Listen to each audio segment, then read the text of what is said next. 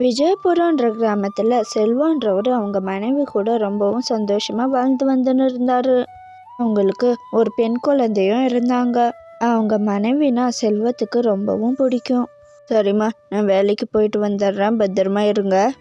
சரிங்க, நாங்கள் பத்திரமா இருக்கோம், பார்த்து போயிட்டு வாங்க. செல்வத்துக்கிட்ட பெருசாக சொத்துன்னு எதுவுமே இல்லை. வேற ஒருத்தரோட நிலத்துல கூலி வேலைக்கு வேலை செஞ்சுன்னு இருந்தாரு. கொஞ்சம் மாசமும் ஆச்சு, வெயில் காலமும் தொடங்குச்சு. பா, என்ன வெயில் செல்வி, வெளியே தலை காட்ட முடியல தெரியுமா? ஆமாங்க, எந்த வருஷமும் இந்த மாதிரி வெயில் இல்லை. இந்த வருஷம் கொளுத்துன்னு கொளுத்துது. சரி, சாப்பாடெல்லாம் கொஞ்சம் சீக்கிரமா செய்யுமா, அறுவடை வேற பண்ணின்னு இருக்கோம். ஏதோ முக்கியமான விஷயம் வேற பேசணும்னு சொல்லியிருந்தாங்க, சீக்கிரமா போனோம். சாப்பாடெல்லாம் ரெடி ஆயிடுச்சுங்க, இன்னும் ஒரு 5 நிமிஷம் தான் இருங்க. செல்வமும் சாப்பாட்டு பையெல்லாம் எடுத்துன்னு வேலைக்கு போனாரு. ஏன்பா செல்வம், இந்த ஒரு வாரம் தான் உனக்கு வேலை, அறுவடை முடிஞ்சதுக்கு அப்புறம் வேலை இல்லப்பா. எந்த வருஷமும் இல்லாத வெயில் இந்த வருஷம் போட்டு பொழக்குது. தண்ணி வேற சுத்தமா இல்லப்பா, அதனால இந்த வருஷம் பயிரெல்லாம் எதுவும் போடல. எல்லாம் வெயில் காலம் முடிட்டோம், அதுக்கப்புறம் பார்த்துக்கலான்னு கம்முன்னு ஆயிட்டு இருக்கோம். நாங்களும் வேற ஊருக்கு போனோம், வர்றதுக்கு எப்படியும் ஒரு 2 மாசம் ஆயிடும். அதான் ஒரு வாரத்துக்கு முன்னாடியே சொல்கிறேன், வேற எதனா வேலை இருந்தால் கூட தேடிக்கப்பா. திடீர்னு சொல்லிட்டா உனக்கு கஷ்டமாயிடும்னு தான் சொல்லின்னு இருக்கேன். ஐயோ, என்னங்க ஐயா எப்படி சொல்கிறீங்க? எத்தனை வருஷமாக உங்கள் நிலத்துல தானே நான் வேலை செஞ்சுன்னு இருக்கேன். இப்படி திடீர்னு வேலை இல்லைன்னு சொன்னால் நான் என்ன பண்ணுறது? நான் எங்கே போய் ஐயா வேலை தேடுவேன்? அதுக்கு நான் மட்டும் என்னப்பா பண்ணுவேன்? சுத்தமாக தண்ணி இல்லை, பயிரை போட்டு என்ன வீணாக்குறதா?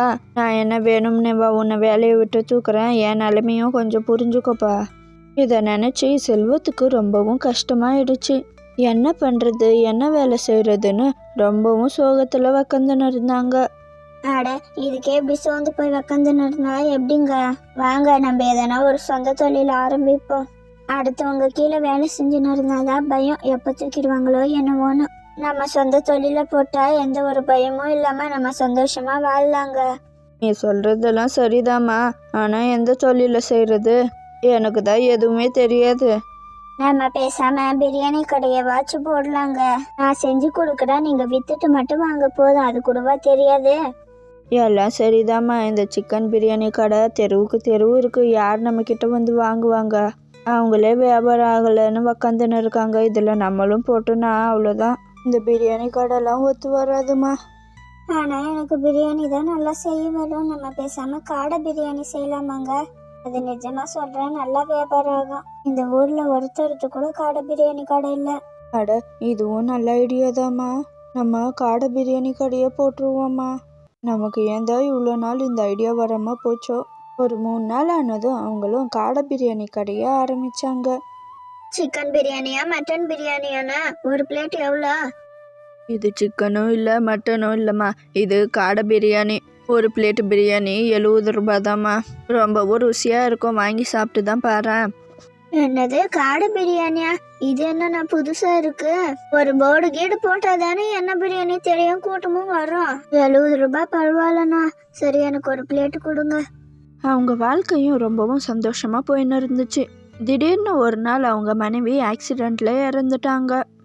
அந்த வலியை அவரால் தாங்கிக்கவே முடியல. அம்மா அம்மா, யாருமா இது இப்படி அழுந்துனே இருக்கிறது? எனக்கு தூக்கமே வரமாட்டேங்குது, என்ன ரொம்பவும் டிஸ்டர்ப் பண்றாங்கம்மா. என்னன்னு கொஞ்சம் போய் பார்த்துட்டு வாமா. நானும் அப்பவே கவனிச்சேன்ப்பா. ஒருத்தர் அவரோட மனைவி இறந்துட்டாங்கன்னு ரொம்பவும் சோகத்துல அழுந்துன்னு இருக்காரு. அவரு ரொம்பவும் சோகமா இருக்காரு. நம்ம என்ன பண்ணாலும் இப்ப அவரு எழுந்து போக மாட்டாரு. என்னம்மா இது, நான் எப்படிதான் தூங்குறது?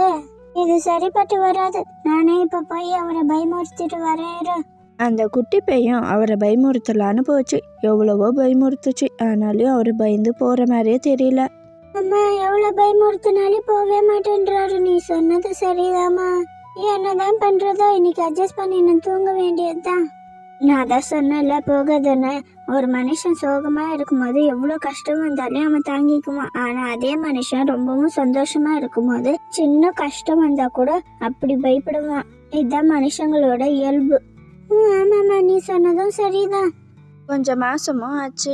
ஏன்பா செல்வம், இன்னொரு கல்யாணம் பண்ணிக்கோப்பா. இந்த குழந்தைய அனாதையா விட்டுறாத. அந்த குழந்தைய பாத்துக்கிறதுக்காச்சும் ஆளு வேணும்ல. நீ சம்பாதிக்கிறதுக்கு போயிட்டினா அது தனியா இருக்கும்பா. கொஞ்சம் மாசத்துக்கு அப்புறம் அவரு வேற ஒரு கல்யாணமும் பண்ணிக்கினாரு. அந்த பொண்ணு ரொம்பவும் அழகா இருப்பாங்க. அந்த பொண்ணு வீட்டுக்காரங்க செல்வத்துக்கு விவசாய நிலத்தை அன்பளிப்பா கொடுத்தாங்க. விவசாயத்தை பார்த்துன்னு செல்வத்தோட வாழ்க்கையும் ரொம்பவும் நல்லா போயின்னு இருந்துச்சு. ஒரு நாள் செல்வமும் அரிசி மூட்டைலாம் சந்தையில வித்துட்டு காட்டு வழியா வந்துன்னு இருந்தாரு. அம்மா அம்மா அங்க பாருமா, அன்னைக்கு இங்க உக்காந்து நடந்தன நம்ம தூக்கத்தையே கெடுத்தானே அந்த ஆள் வந்துன்னு இருக்கான். ஐயோ, இன்னைக்கும் நம்ம தூக்கத்தை கெடுக்கிறதுக்கு வந்துட்டாமா இவன். இவனை ஒண்ணுமே பண்ண முடியல, நம்மளால என்னதான் பண்றதோ. அவன் ரொம்பவும் சந்தோஷமா இருக்கான் போலயே. இப்ப அவன் முன்னாடி சும்மா போய் நின்னு எப்படி பயந்துன்னு ஓடுறான்னு மட்டும் பாரு. அந்த குட்டி பையன் அவர் வர்றதை பார்த்துட்டு அவர் முன்னாடி போய் நின்னுச்சு. செல்வமும் அந்த குட்டி பையை பார்த்துட்டு தலை தெறிக்க ஓடி போயிட்டாரு. அம்மா அம்மா, என்ன பார்த்து அந்த ஆளு தலை தெறிக்க ஓடி போயிட்டாருமா. அது எப்படிமா அன்னைக்கு பயப்பட மாட்டாருன்னு சொன்னா அதே மாதிரி பயப்படல, இன்னைக்கு சும்மா போய் நில்லு பயப்படுவாருன்னு சொன்னா அதே மாதிரி ஆயிடுச்சு. அதான் சொன்னல, அவங்க சோகமா இருக்கும்போது எவ்வளோ கஷ்டம் வந்தாலையும் அவங்க தாங்கிப்பாங்க. ஆனா அவங்க சந்தோஷமா இருக்கும்போது எங்க நமக்கு ஒரு சின்ன கஷ்டம் வந்துருமோன்னு நினைச்சே அவங்க பயப்பட ஆரம்பிச்சிருவாங்க. காடை பிரியாணி எவ்வளோக்கு விற்றாங்கன்னு உங்களுக்கு தெரிஞ்சால் கமெண்ட்டில் சொல்லுங்கள்.